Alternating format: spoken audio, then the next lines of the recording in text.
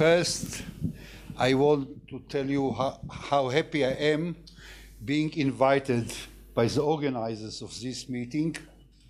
I told Doron, whom I know for a few days, that his strength is in its strength, it's not a weakness. His strength is his naive approach towards solving the problems. And I think naivety has much strength, because naivety doesn't take things for granted, but it assumes that things can be changed.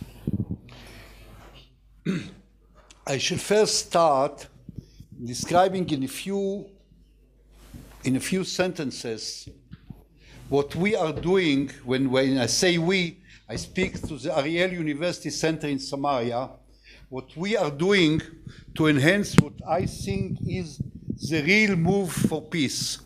I am afraid that Gershon left the chair. I hope it's not because of political reasons. It's not. It's not. I'm happy. Okay.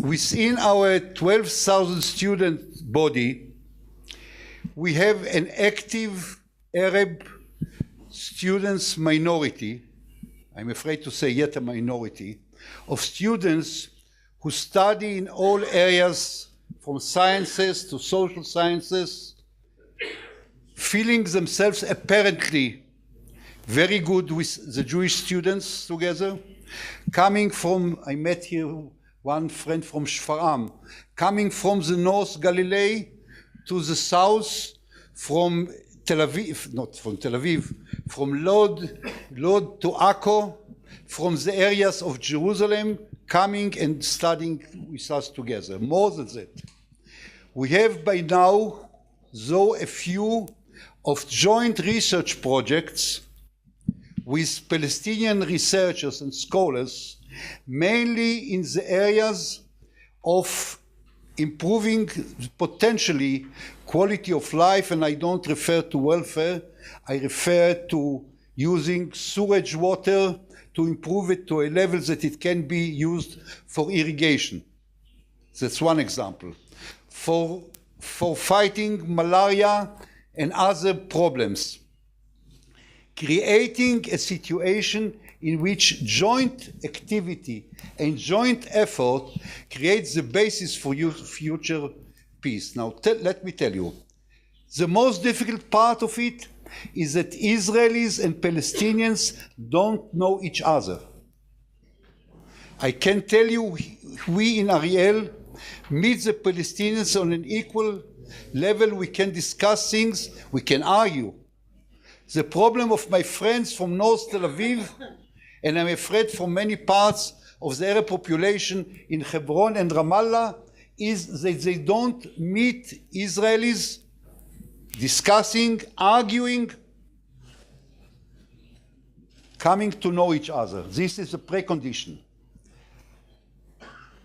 It's not going to solve any problem. It's not going to solve the problem. It creates a common denominator that enables future communication.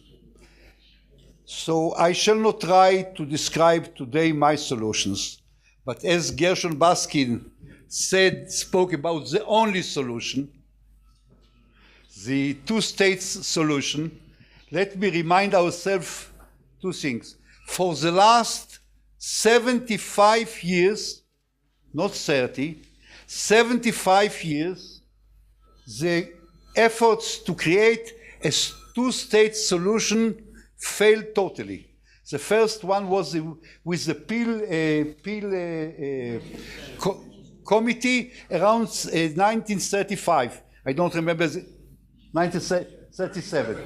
So 2 years later. Okay, it's not 75 years, it's 73 years.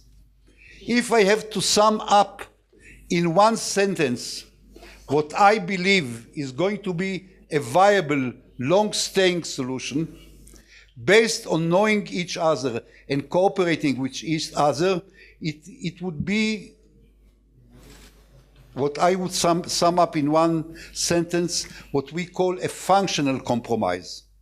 Much more difficult, much more complicated, to my judgment, has a much higher chances of being a long-range solution.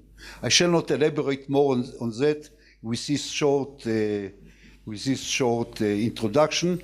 Let me say only this. We shall be happy to deepen more and more our relations with Palestinian universities, with the Palestinian student body, and I hope that with knowing each other, with cooperating, with arguing, we can come at the end of the day to a lasting peace. Thank you.